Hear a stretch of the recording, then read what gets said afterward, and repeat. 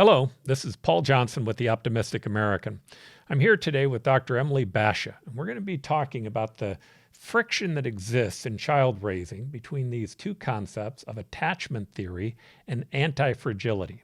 Attachment theory is about how it is that we bond with our children, the attachment that we give to them, the ability for them to be able to feel safe, to be able to venture out into the world to do the things that they think are important. And at the same time, we're going to be talking about anti-fragility, the fact that our children aren't actually fragile instruments, that they become stronger as they become exposed to more things, as we give them independence and individuality. And at the end of the show, there's a little bonus round that we give in terms of the things that we think that you need to do to be able to help your children grow up with agency. And that's really what this show is about. How do we create the type of child or the type of adult that we're going to want out of our children? The ones who can create and innovate and who can think constructively and who can cooperate with other people and who have the ability to provide leadership and to feel that sense of self-control and love for themselves. Anyway, I think you'll enjoy the show. Again, I'm here with Dr. Basha. Welcome to The Optimistic American.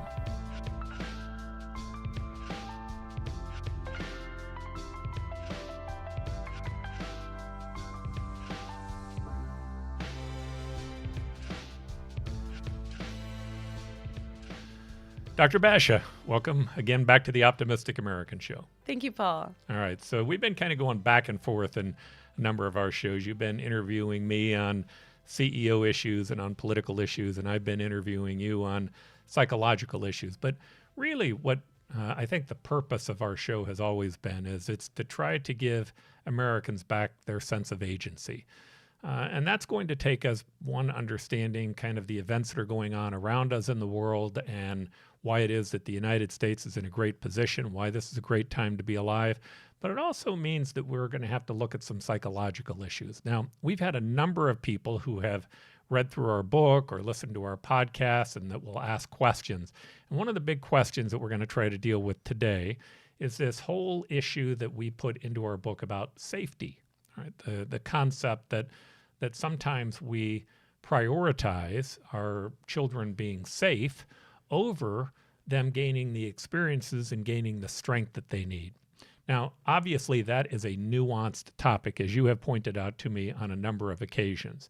So today what we're going to try to do is to talk about the balance that exists between both strength, which we'll call anti-fragility, the idea that our children aren't fragile objects. Oftentimes, there's a theory that was put into place by an engineer who talked about there were things like wine glasses that were actually fragile, and that if they broke, if you dropped them and they broke, they weren't going to be fixed. But that there were other types of things that were anti-fragile. The more they were used, the more they experienced, the better that they got. Now, if you were to move that to biological issues, you might look at the immune system. An immune system that gets utilized ends up being less fragile. You know, we know with peanut butter allergies, as an example, that we used to think that we were getting more peanut allergies, so we started taking peanuts away from children, which caused even more peanut allergies. We now know that exposure over time to peanuts actually helps build up a resilience to them. In small traces amounts. Small traces, right? So the anti-fragile concept is the concept of strength. How do we end up building strength in our children?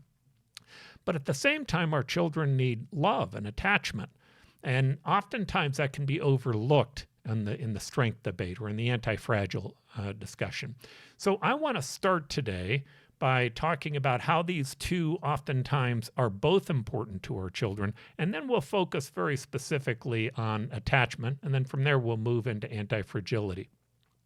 Parents that you're talking to, obviously, many parents are stressed about what's the right balance. Any insights that you might be able to give into that? Yeah, first off, I want to say, as a new mom of our 2.5-year-old daughter now, one thing that I've experienced, and I've heard women often talk about this as mothers, saying that they've never experienced so much judgment from other people, whether it's family members, or other caregivers, community members, or even other mothers. They've never experienced so much judgment from other people in their lives until they've had a child.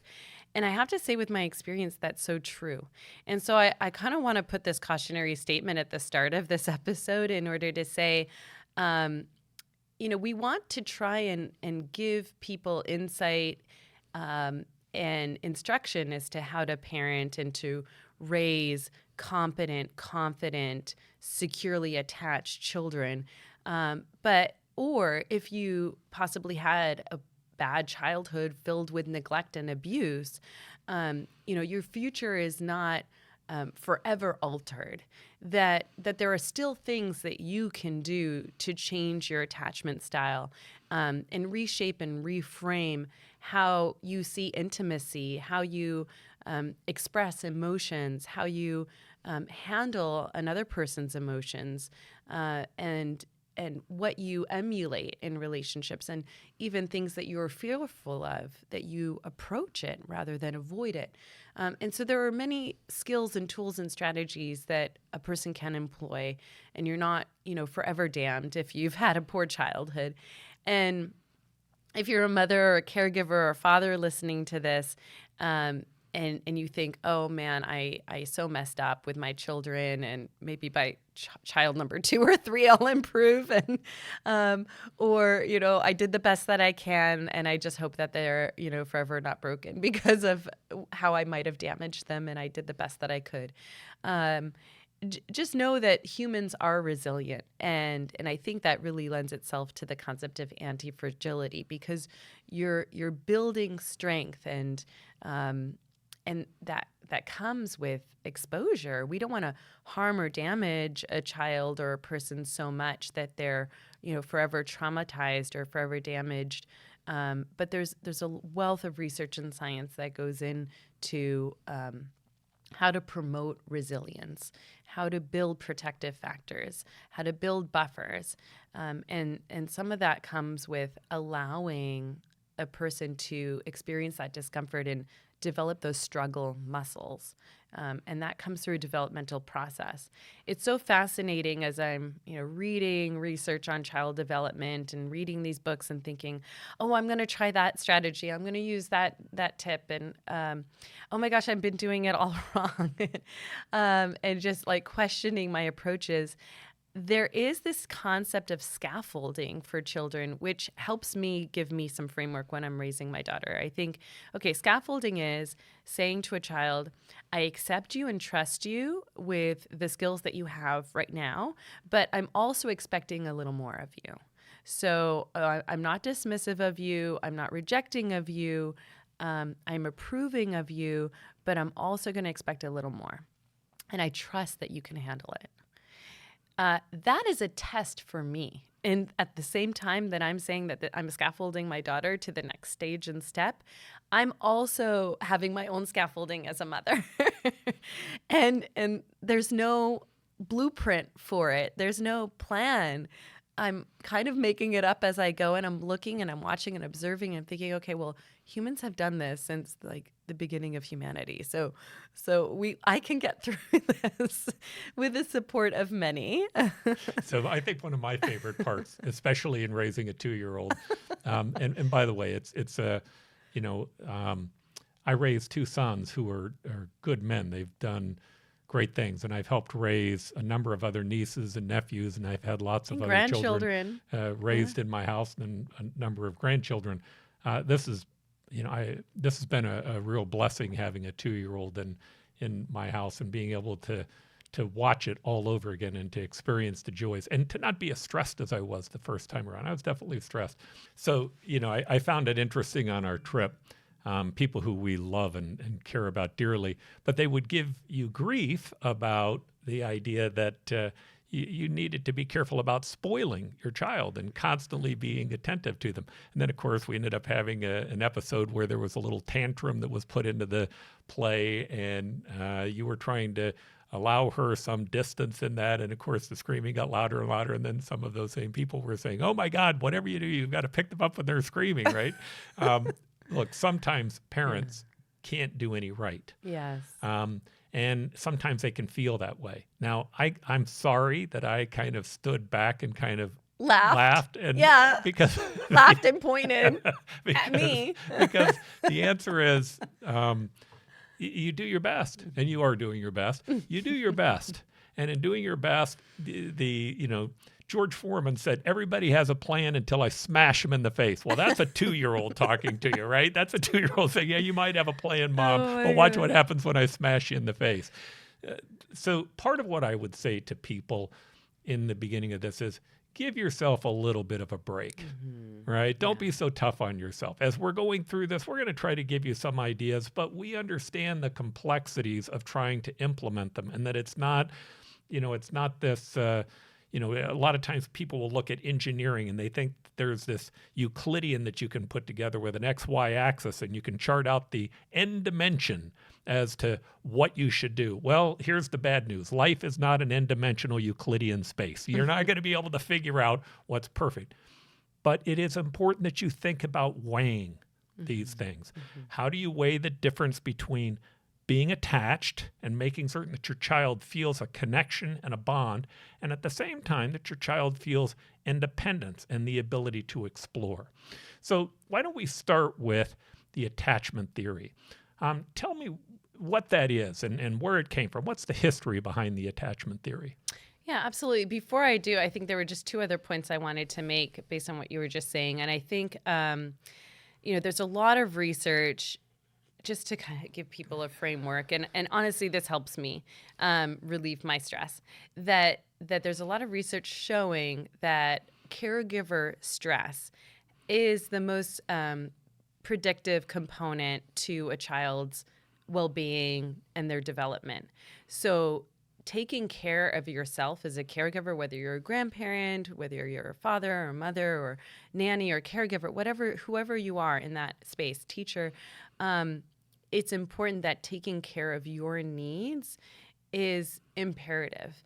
And if you're so focused on trying to do the right thing and be perfectionistic and totally obsessive and compulsive when it comes to child rearing, that may have detrimental effects on you as the caregiver, and that in turn is going to affect the child.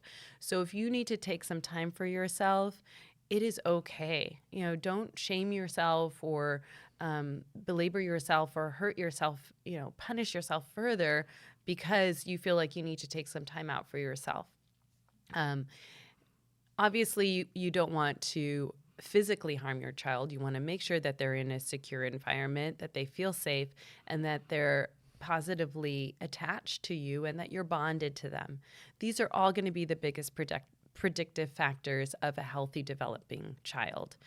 So when we look at those things, all the other details like how they're sleeping through the night is important. How they're feeding is important. Whether or not to co-sleep or independently sleep. I mean, cultures all over the world, people are doing things differently, and their children are still being raised to be independent, kind, and confident, and so some of the other things just may get washed out as I think details. that's an important point. I say all the time, the one thing that you can't miss in being a parent is love. You need to love your child, and part of loving your child is taking care of yourself, because if you're constantly stressed and upset that you're not doing a good enough job and that you're not living up to expectations, they'll feel that stress. They just will. The answer is, and again, I've just watched this so many times, I can't tell you how many fits I've dealt with children. And by the way, they almost all have them, right? Sooner or later, some child decides that they're not getting what they want. They utilize that as a means to be able to get it. The real question is, are you beating up on yourself during that period of process, stressed, upset? Because they'll pick up on that. Or Absolutely. do you just try to work your way through managing it, recognizing, this is a normal thing with children, and we're going to figure out how to utilize this as a learning experience for both of us. Yes. Not just for them. it's a learning experience for you too. Yeah, that's why I was saying the scaffolding, like that is for me as well as a mother, not just for the child. Unfortunately, we don't have those maps in psychology, but maybe we could develop one. The other thing which I'm personally practicing right now that I think can be very, very helpful, and not only am I practicing this as a mother, it's also a skill that I'm teaching a lot of my clients, which is the pause. The pause. The pause when a child is screaming, and not because they're hungry or soiled or scared or needing nurturance. So knowing that your child is safe, but they're screaming because maybe they didn't get their way or they wanted the candy and they didn't get that. And so it's not something that is going to hurt them by having that pause. I'm not saying totally ignoring them, but just not giving in right away to responding to the tantrum, that you know what it's about. Listening is important. So listening, okay, what is my child communicating and conveying through their crying, through their screaming, through their fit?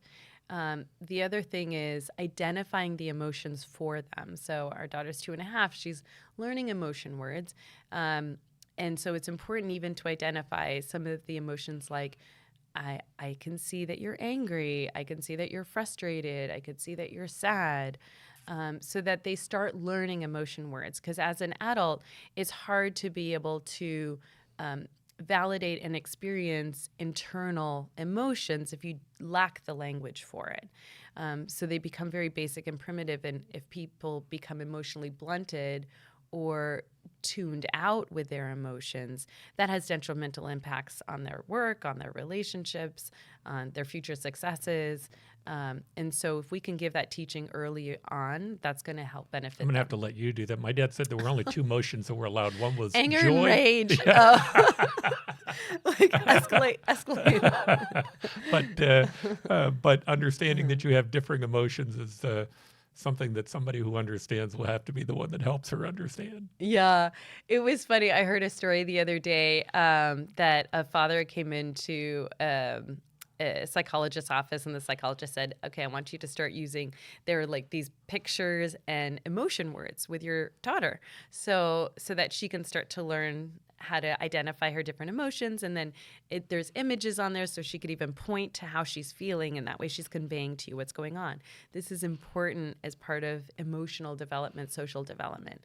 So the father removed all the anger and anxiety and sad emotion words and only left her with like joy and happy. And yeah, my dad was okay with joy, fun right? and But there were no in between. Like if you told him my feelings was hurt, oh, you talk about being ridiculed. But that was the 1970s, and a father who grew up as part of the greatest generation who just learned, hey, you suppress that stuff. Yeah. So yeah, and part of that may very well be generational and even like gendered teaching. But we have the opportunity in the science and the education now to know that it actually can have some detrimental impacts long term. Now help me with attachment theory. Help me understand it. So Bowlby first developed it. He's an English psychoanalyst, actually, in the 1950s. And he was looking at caregiver or maternal infant attachments. And what they were finding was that there were 4 distinct types. So there's secure attachment style, which is when a caregiver responds appropriately to a child's needs. The child becomes securely attached. The parent is then bonded to the child. And there is a mutual give and take and an understanding of what the child's needs are, and the parent meets those needs. That's the majority of children in society today. So we're not all damaged. So the second one is an avoidant attachment. And this is where caregivers may be abusive or neglectful to the child. And so the children or the infants learn not to trust their caregivers to meet their needs. And so there's really no difference in their approach to a complete stranger or to a caregiver. The other one is an ambivalent attachment. And that's where they may be clingy and show preference to their caregiver, be upset when they leave them. But then when they come back, they may distance themselves from them, not showing that they have a preference for them and maybe even ignoring them. In a disorganized attachment, the child really has no clear set way that shapes their behaviors or even kind of a predictable pattern of how they're going to respond. Sometimes they seem like they're close, and other times they seem distant.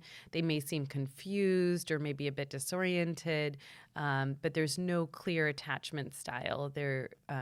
That's what we call quite disorganized in their behavioral patterns. So, following Bowlby's study, Mary Ainsworth in the 1970s conducted a pivotal experiment, which is called the strange situation. And she had children age from 12 to 18 months with their mother come into a test environment, and then they would have the mother leave briefly and then come back. And they would assess how the child responded to the mother when the mother returned to the room. And she found that there were actually 3 distinct attachment styles based on that. Over time and at present, we're finding that really there's a combination of these different attachment styles. So I don't want to go too much into the descriptors and the terminology and the language, but just know that there's a bit more flexibility in terms they're not as distinct categorizations. But one can learn about oneself and seeing, how did I respond to my caregivers when I was younger? What kinds of stories were there about me? How did my parents treat me or mistreat me? Was there any effects of neglect or abuse or fear of abandonment or actual abandonment? All of those things can impact one's structure in terms of how they predict relationships are going to work out for them. And it has a subset of fears that are intrinsically built into a person's psyche from then on, that they may act on some of those things that are built in from foundation, but they don't necessarily know. It may be happening under the surface and covert. So things that I tell my clients is look for patterns in your relationships. How do you respond to intimacy? How do you respond to emotionality? How do you respond to fears of abandonment and potential or actual rejection? What does that say about you ultimately? What are some of those deeper-seated fears in your relationships? Sometimes it even gets expressed in a workplace and a person's environment, how they treat or mistreat others, how they deal with working with team members, how they project certain things onto others who are in authority to them. And so all of those could be patterns and themes and traits that I would want to assess or encourage my clients to assess, so that they can really uncover what some of those traits and patterns are, so we can start to rebuild and reshape and redesign how they see themselves and how they approach relationships so that they're not harmful. All right. So what's interesting to me about that is that attachment theory wasn't always necessarily the predominant thinking. In fact, one of the great guests that we had on the show, Professor Steven Pinker, I really do think he's one of the great intellectuals of our time. He wrote a book called Blank Slate, that there was a period of time that we thought that everyone was a blank slate. And in fact, there's some thinking that tends to lean itself towards that even today, meaning that all of us, but for how we'd been treated by society, would have ended up coming out exactly the same. But what we know is that we're really not born with a blank slate, that we do come with some environmental issues, with some biological issues that are ingrained in us. But the attachment that we have to a parent that matters. Now, can you talk about some of the factors that relate to attachment? I'm really glad that you brought up the notion of blank slate, because there's been a lot of philosophical debate in psychology and science and pediatrics as to what makes up a child. And there are personality traits that are inherent from birth, and a parent with different children will tell you, I raised them all the same, but yet they all turned out differently. Mm-hmm. And so there are distinct characterological traits that are inherent to a child. A parent can then and may, unbeknownst to themselves, unknown to themselves, respond differently to the child based on those traits. So if you have a child that tends to be fussier, they're harder to put to sleep, they're maybe more agitated in their disposition, more anxiety prone, then as a parent, you might respond differently to them than you might a child that is more easygoing, more relaxed, a good sleeper, a good eater. So they're going to get different sides of you. So it's important to know, well, which is it? Is it the chicken or the egg? And so sometimes it's kind of this endless debate if you want to engage in it, and just know it's both. It's a both and situation. Genetics and epigenetics play an important role, as well as the environment. All right. So knowing that, parental caregiver influence is critical.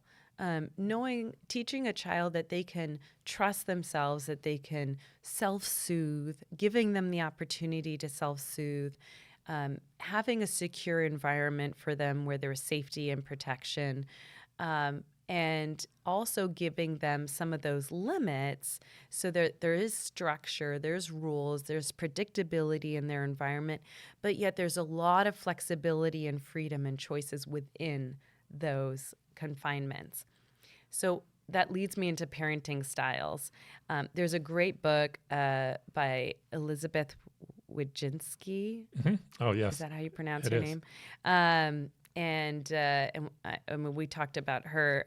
She developed the mnemonic trick in order to have these particular parenting approach styles. Do you remember what they're I all? do. It was trust, That was trust, respect, independence, independence, compassion. No.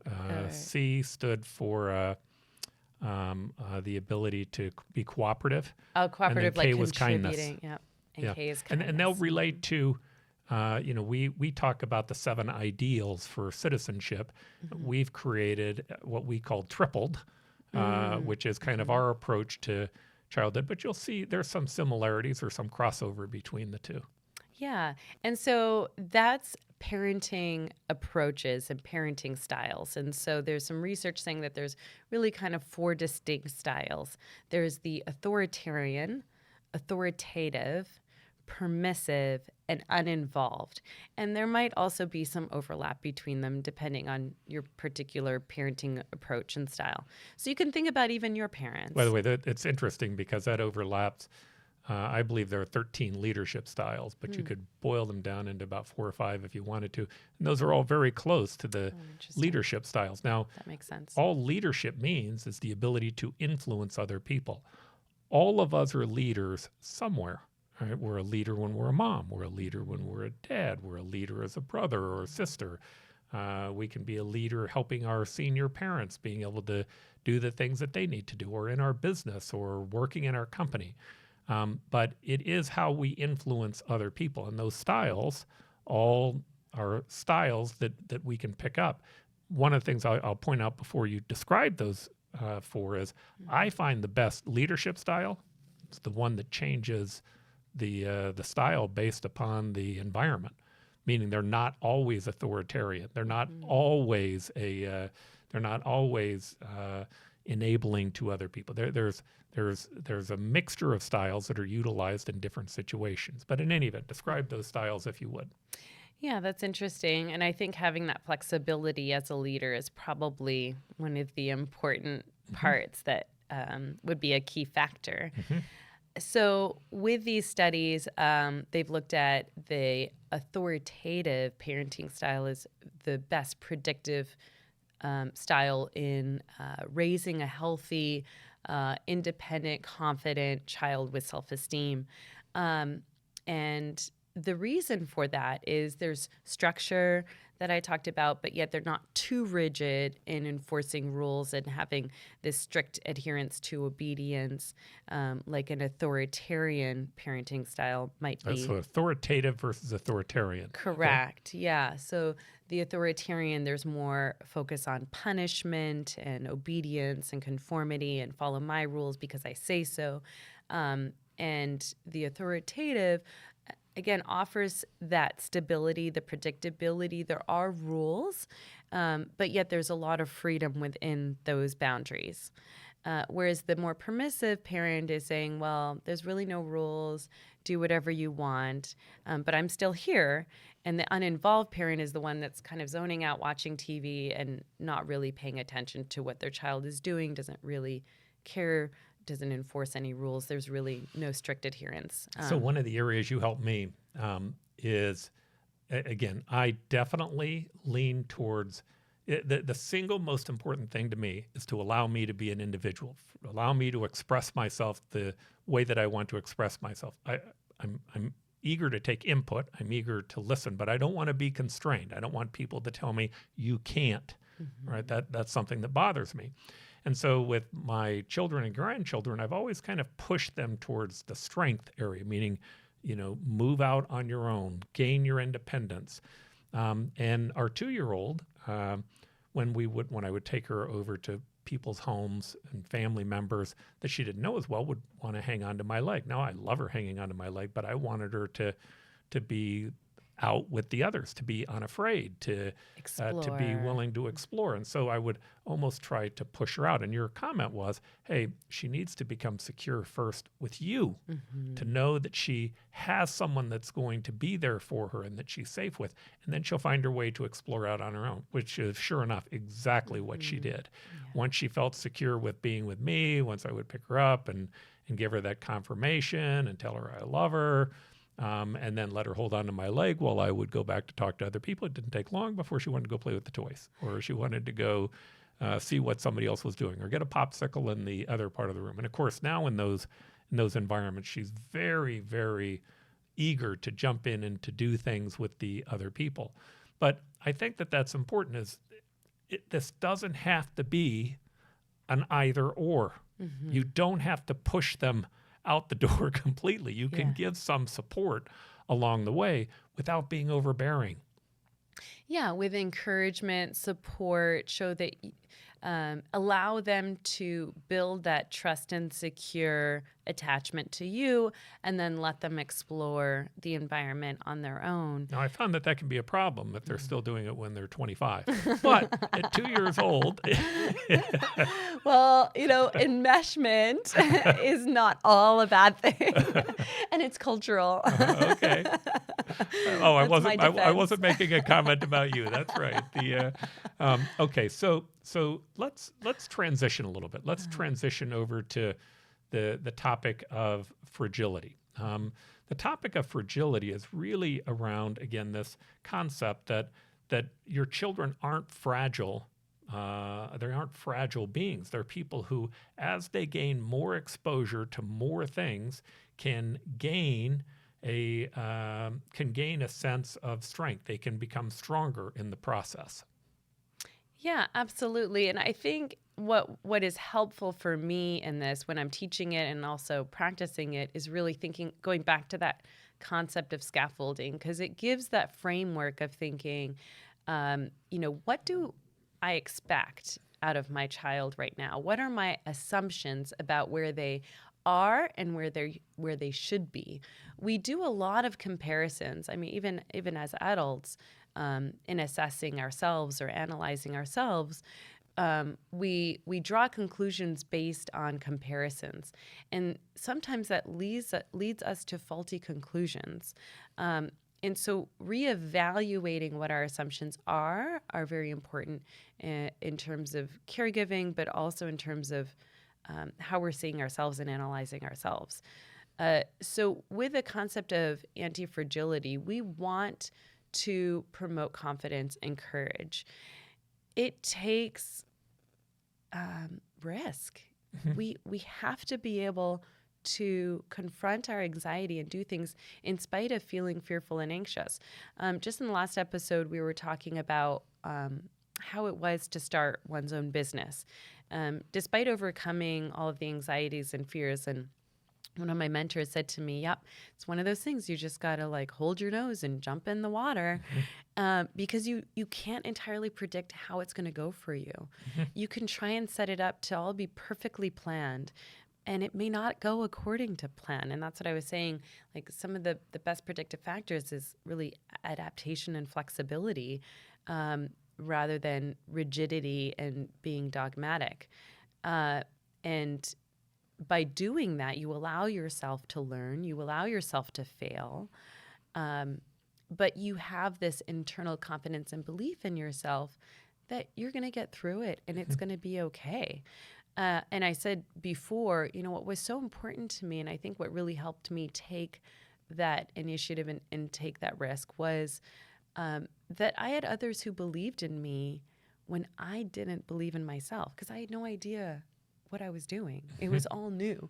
And I'm thinking, well, they trust that I'm going to be able to do this. And if I do fall and fail, I feel like I have enough of a support system that I could get back up on my feet.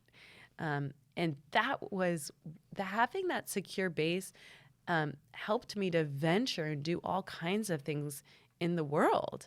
And and for me, if you grow up poor enough and you lack many of the things that other people have, failure and success seem like it's illusory, right? That it's somebody else's standard that they've applied. And so for me, it was always easy to fail, because the answer was, well, what was I coming from? It was easy for me to take the next step. All right, so I'm going to make a jump here, a leap. Yep. The leap is to one of my favorite authors, or favorite individuals that you can watch on podcasting and other things. His name's Jonathan Haidt. I always mispronounce the last name. I hope I got it right that time. But he wrote a great book called The Coddling of the American Mind. And I think it's exceptional, because I do think that a lot of the challenges that we're facing in the United States are coming from this topic. But I'm going to hit the 5 things that he talked about, and maybe we can talk about each one of those individually. I thought that they were very important. But what he was doing is he was talking about these myths that have been recreated. They came from these old lessons that we would give people, but they've been warped today. So the first one is, was what doesn't kill you will make you weaker, right? It used to be what doesn't kill you will make you stronger. People understood that stepping into the fire, the strongest steel was forged by the hottest fire. But that today there's this sense that's happening that any type of adversity that I have to confront is going to harm me, as opposed to making us stronger. How do you deal with that as a psychologist? And do you believe that that's true? That you believe that there are people who are challenged by that very thing? It's interesting. I was just talking with a friend recently who's in a relationship with somebody who suffered a recent trauma. And this is a fairly new relationship. But my friend has made so many accommodations to this person's trauma and fragility, emotional and mental fragility, that they're losing themselves. And because there's so much accommodations that are made, that they've permitted this loss of being seen and being heard and building shared value and building shared meaning, because everything has been accommodated for the patient in the relationship and the sick patient in the relationship. And I see that dynamic sometimes happen over time, where you have these archetypes that are played out, like the savior tends to find the person that needs saving. Yeah, the traditional victim triangle. If you're the savior, before long you're the victim. You can be a coach, but being the savior isn't going to work out well for you. And so when we're talking about personality traits and characterological personality dimensions, as well as people's upbringing and their identity formation, there's so much that's ingrained that's there. And so, I think it's important. I'm looking at it from really an individualized standpoint.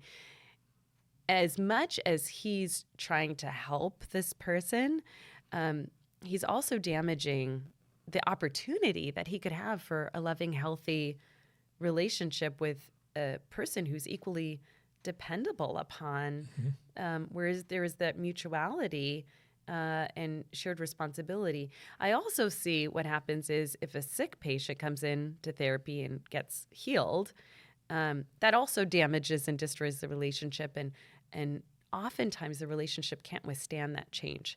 It's just too much that it damages the that connection or what that relationship was formed upon. So it's important to identify this for yourselves. And the good news is it can be modified. It can change. You can take somebody who is fragile and turn them into somebody who is more confident, more competent, has that self-efficacy. But it's through hard work. Dr. Buscailo talked about his amazing story of being a concentration camp survivor in Bosnia, and says, I don't see myself as a victim. I experienced a significant trauma. I'm not deluding myself that didn't happen, and that I wasn't impacted negatively from it. But I see that there's post-traumatic growth and post-traumatic healing that can happen. And I am a stronger person as a result. And it also lends me to this other story. When I was working with refugees when I was living in Australia, there's a lot of people who would come over on a boat, and oftentimes they were so overpacked with people.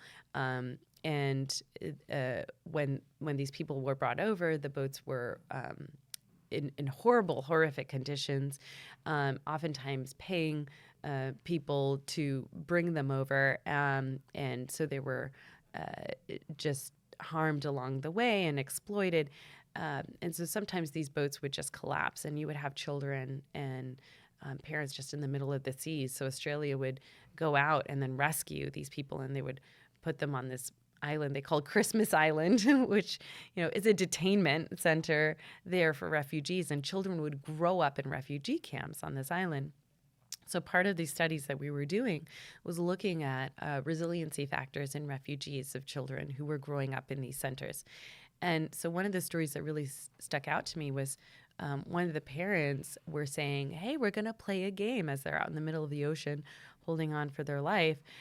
You have to hold on to this raft. And the person that holds on to this raft the longest, and stays on top of this raft wins. And this is a test, and it's a game. We're playing this game together. And so they made it fun. They didn't show any distress. And this is important because children look to caregivers for cues.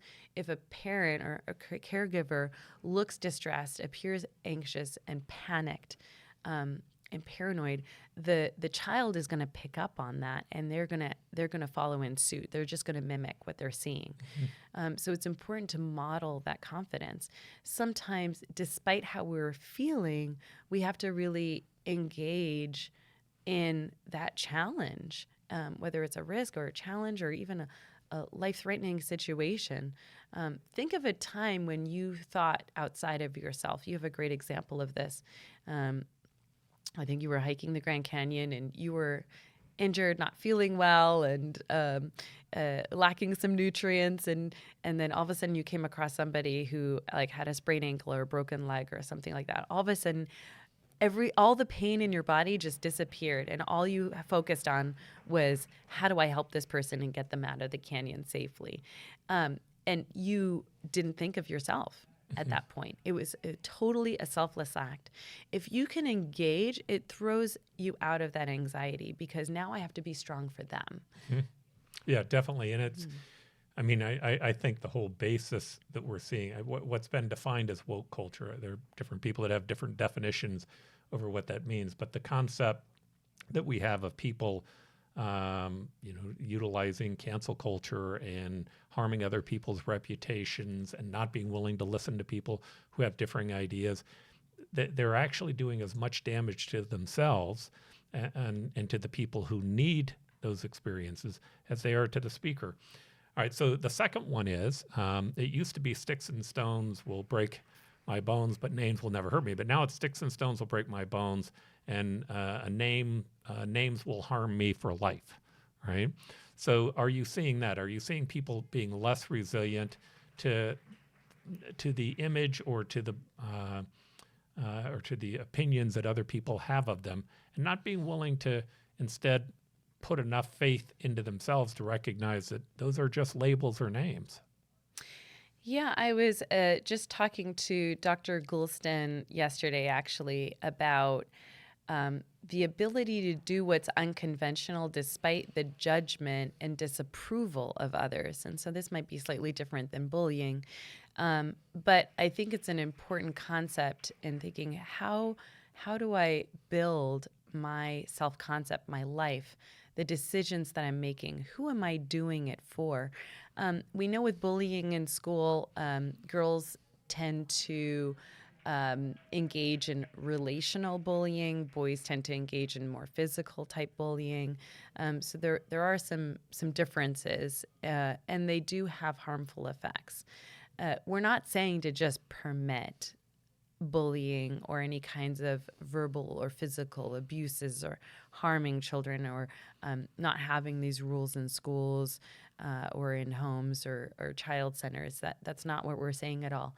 But it's important that children develop, that they are supported in developing their self-concepts, and that they're given the tools and strategies and skills to really solve a lot of their own problems. And I think the old definition for bullying worked really well, which was that there was a differential in power between the two, that it was done over a long period of time. It was chronic, that it continued to happen. And third, that there was potential violence involved. At that point, being a bully can be very damaging to your child. Now, the question becomes, when children sit down and one gets excluded, well, is that an important place to get involved? There are actually some schools that are saying now, hey, we're going to ban having best friends. All right, that's because the logic is that might have a negative effect on someone else. And my answer is, you're way over intruding into this, right? A lot of these things end up being worked out by children. And I don't know, maybe there's a kid someplace that didn't get excluded, but I know I sure got excluded from a lot of different things. And most of the friends I have got excluded at different times at different things, and they learn to work their way through it. All right, let me go to the third one. Yeah, those are the struggle muscles we were talking about. Look, your children struggling, it makes them stronger. When I went back to my class reunion, I remember after like 20 years, and one of the things that was so fascinating to me was that the kids who grew up in high school who were just charmed, they were beautiful, they were good looking, they had all the attention, they were the most popular. Most of them weren't doing nearly as well as the mediocre kids who were always struggling for attention, right? And it was really, really obvious to me after I began to look around. The kids who were average and mediocre, they didn't want to be average and mediocre. And so they worked harder to find their way out of it.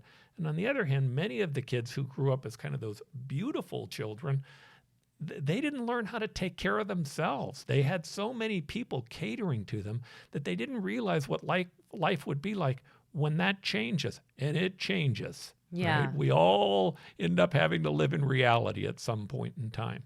All right, so here's the third one, which is always ask permission first. I think it's really important that your children learn to do a lot of things without asking for permission, to not think that everything that they're doing in their life has to come with your saying that it's okay first. Thoughts on that?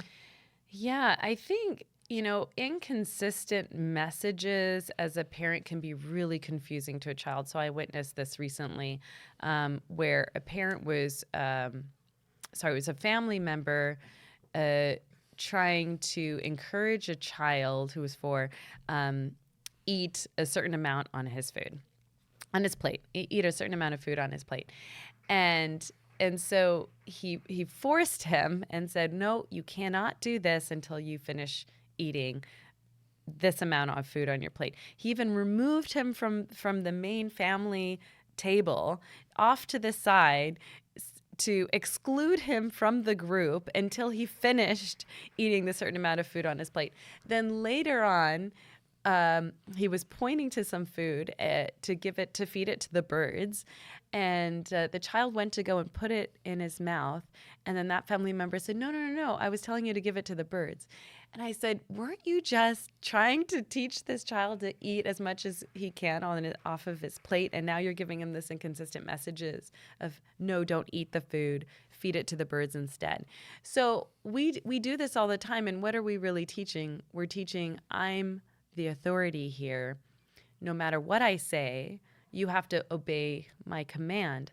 I'm not really encouraging you to think for yourself or giving you the rationality of why I'm doing what I'm doing, but just listen to my command, and that's what's obey thy authority. Mm-hmm.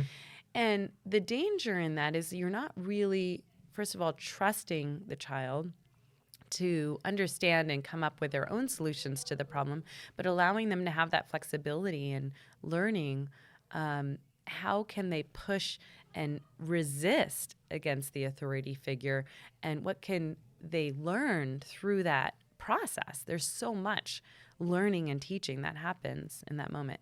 All right, so the fourth one I'll go over quickly. It was just safety to the extreme. We covered that a little bit. It's the idea that that you need a safe place, that you need to be in a position where you don't have to worry about hearing other things. Now, safety is certainly important when it comes to making certain that we don't have shootings on campus, or that one kid doesn't physically bully another kid, or that they're not doing things that might be extremely dangerous. But especially when it comes to emotional safety, there's some level of emotional safety, obviously, that is important. And again, extreme bullying could be a problem. But there's also something that we gain from not being in a safe place emotionally by being willing to hear and to listen to people who quite simply have different ideas and different thoughts than we do, and learning how to cope with them and deal with them and cooperate with them and sometimes disagree with them.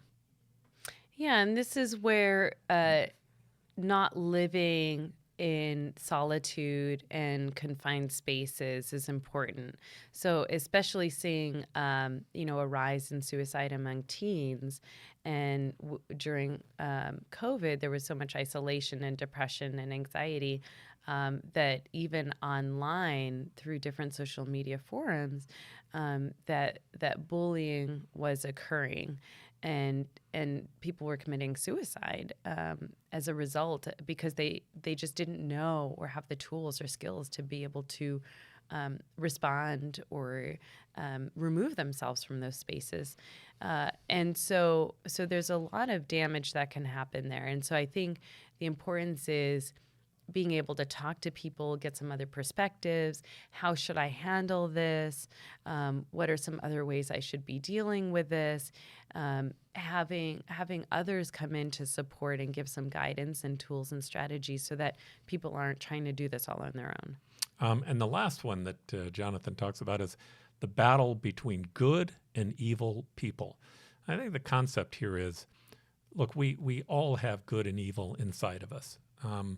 I know that I have the propensity to be able to do bad things and to do evil things, sometimes for revenge, or sometimes for greed, or it can be for any one of a number of reasons. And my belief is that everyone has the potential to do evil things. Mm-hmm. But the minute we begin to see it in terms of groups, that group's bad, that group's evil, and thus I'm good because I'm on the good side, we begin to objectify people. And once we begin to objectify people, we can begin to do horrific things to them. Now, we did a study in our book, Addictive Ideologies, on genocide and terrorism and what drives those things. But I think you can see it even in extremist movements. You can see it on the shootings that are happening on campuses.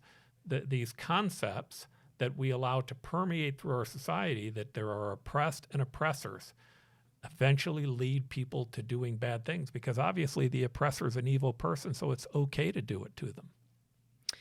Yeah, I think one prescription that I have that maybe we can talk more in depth in our next show is creating space to talk about failures.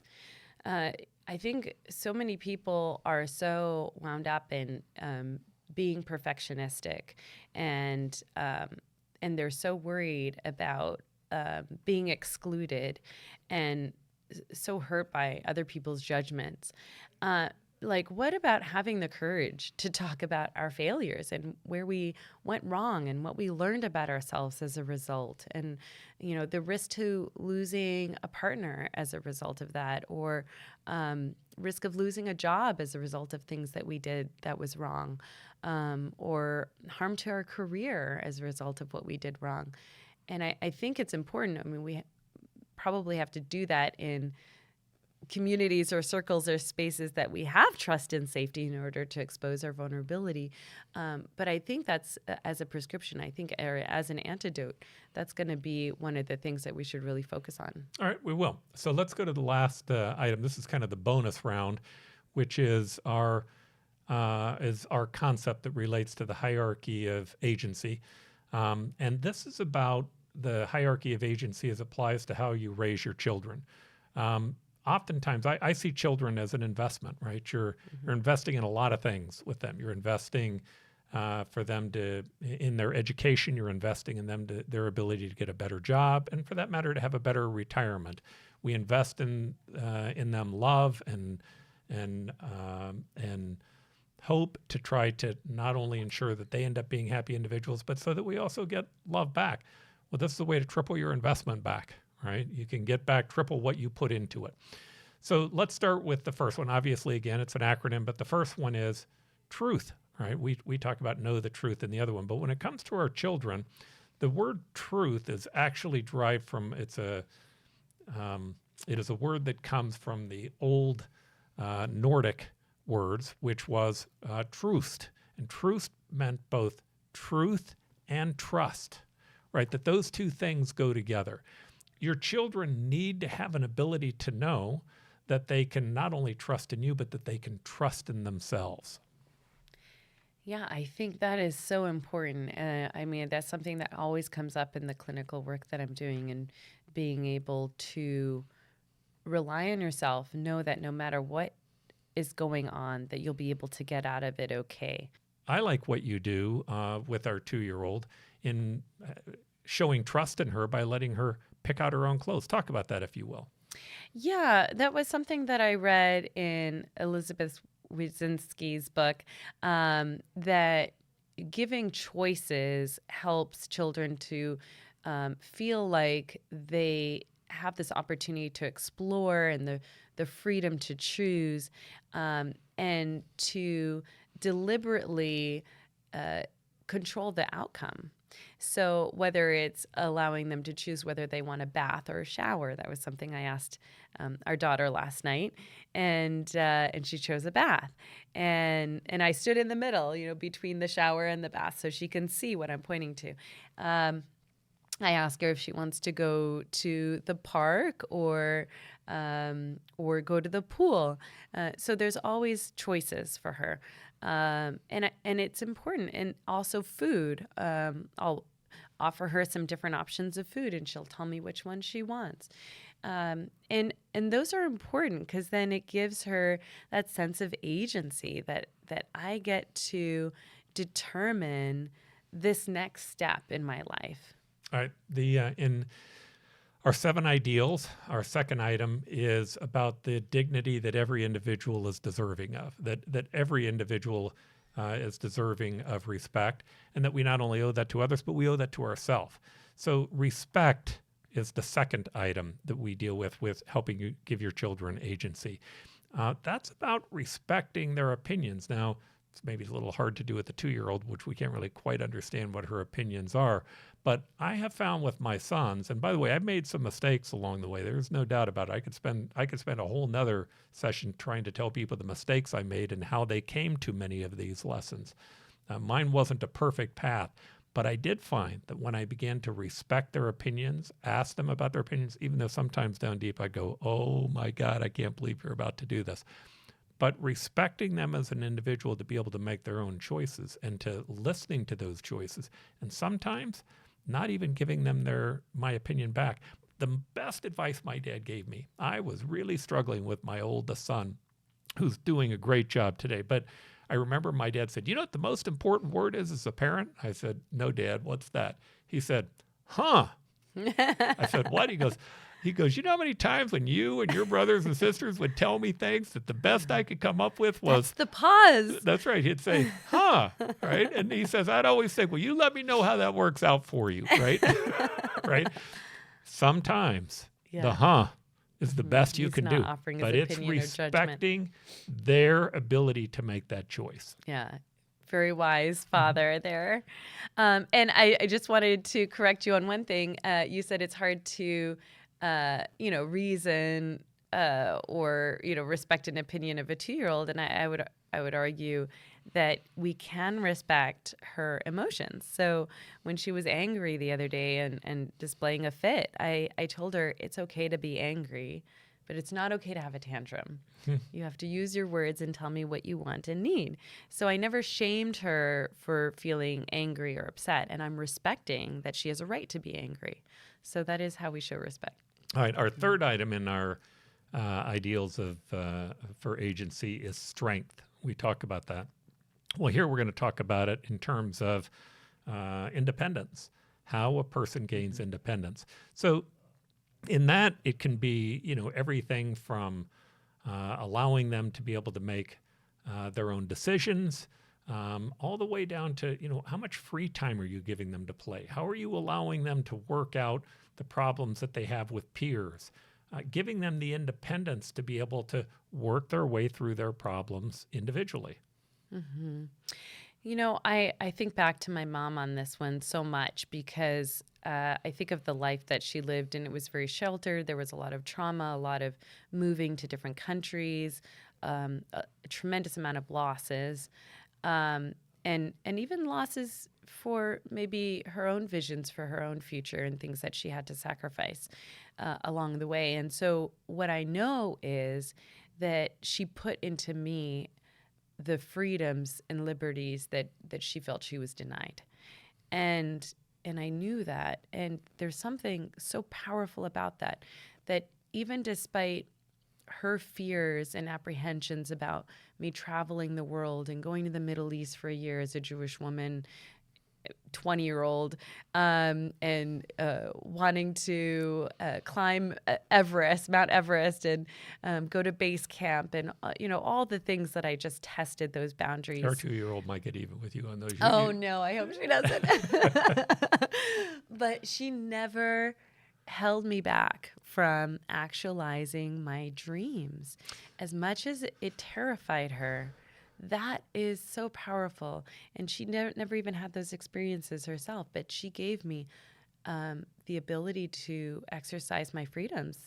There was a great book that I read about how to create an underachiever, the things that happen, right? And it talked about simple things like you don't recognize it, but when you chew your child out for not taking out the garbage, when you give them grief for that, you make them feel insecure in the environment that they're in. Or if they go take accelerated classes and they come back with a B and you criticize them for the B instead of complimenting them for taking the accelerated class, what do they learn?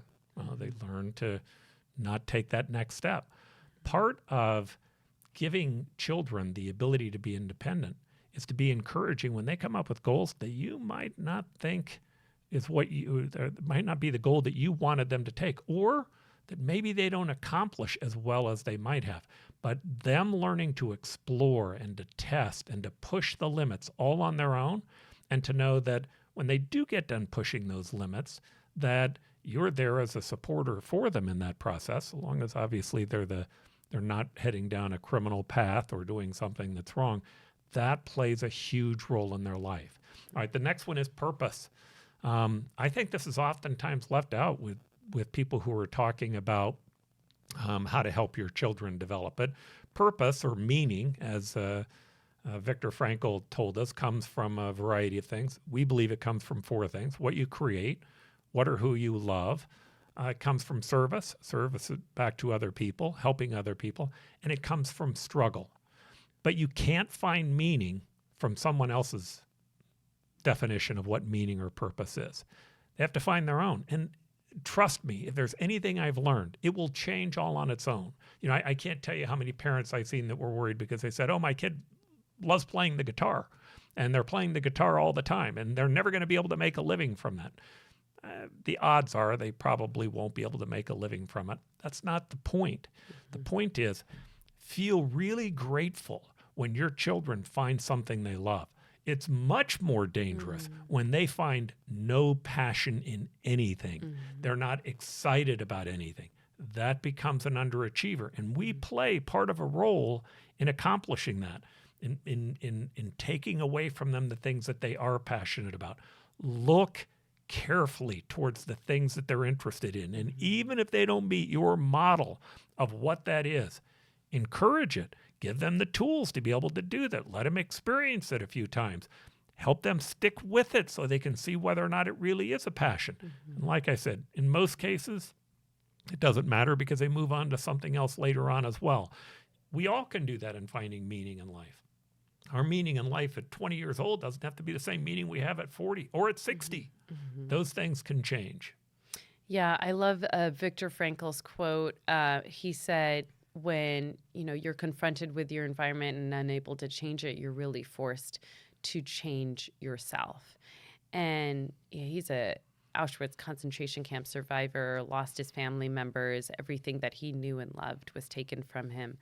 And it's just so powerful. It's such a powerful quote, but that's the reason why he's the existential father in really finding and creating meaning and purpose in your life. And it comes from finding yourself in those struggles and really solidifying your identity through that. So one of the things that the next item is love and attachment. One of the things I found interesting in one of the articles that you sent to me was that children, actually at 2 years old, can begin to read your emotions just by looking at your eyes, right? Your tone matters, but just your eyes, they can figure out whether or not there's approval or stress or wanting to get through it, right? If you want your children to grow up to be kind, if you want your children to grow up to be nice, certainly you have to teach them some manners. There are roles that we have to do in that, but you also have to teach them that love exists, right? And part of that's our role. Yes. Yeah, there's so many nuances that children just absorb. And even as adults, there's so much like subscript that happens and occurs. And this is where relationships can be abusive even without a single punch. Because there's manipulation, there's control, there's deceit, there's lying. I mean, all of these things, even though you can't quite put your finger on it, it is still sensed. Yeah. Engagement.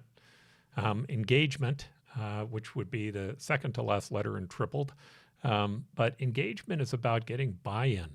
I found with my boys that I would always have these visions of what it was that I wanted them to become, and then I would come up with this plan to try to implement it, and then I'd come up with a program that they needed to do, and then they wouldn't do any of it, right?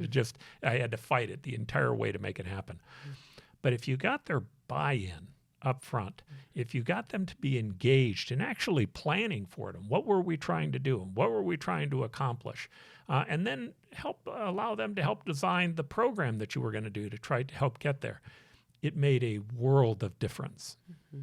Yeah, because the motivation isn't about just following orders and following the commands and obeying authority. It's about we're doing this thing together, and that I also get to dictate how this goes and what you do.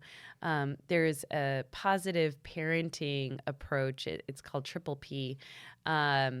And one of the things that they say as a parent is if you have 5 minutes of play with a child where you're not offering any judgment words, so you're not saying good or bad, you're just describing and engaging in what the child is doing and allowing the play to be child-directed, that has a significant improvement on the behavioral and emotional development of that child.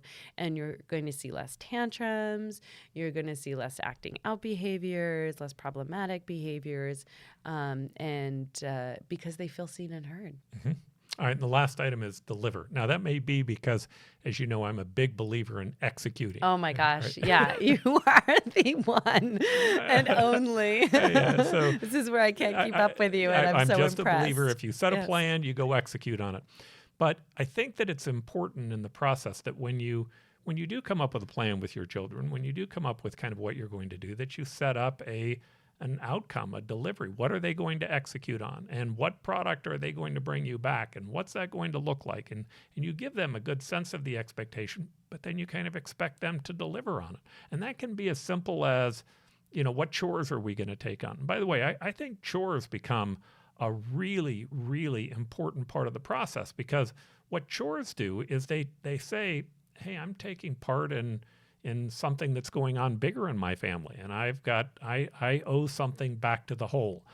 But delivery to me, making certain that you deliver on what it is that you promise, is an important component of a child's upbringing. Yeah, that the child learns that they can rely on you to follow through on what you promise is important. So there's no empty promises, that you do what you say you're going to do. That in turn you expect the same out of them, and that they have a certain responsibility and they're part of the whole. You're more collectivistic. All right, so there we go, tripled. That was our bonus round, and that'll all be on our worksheet. We have a worksheet that will be available on our website, along with many of the other worksheets that we've done on the psychological issues that you've helped us with.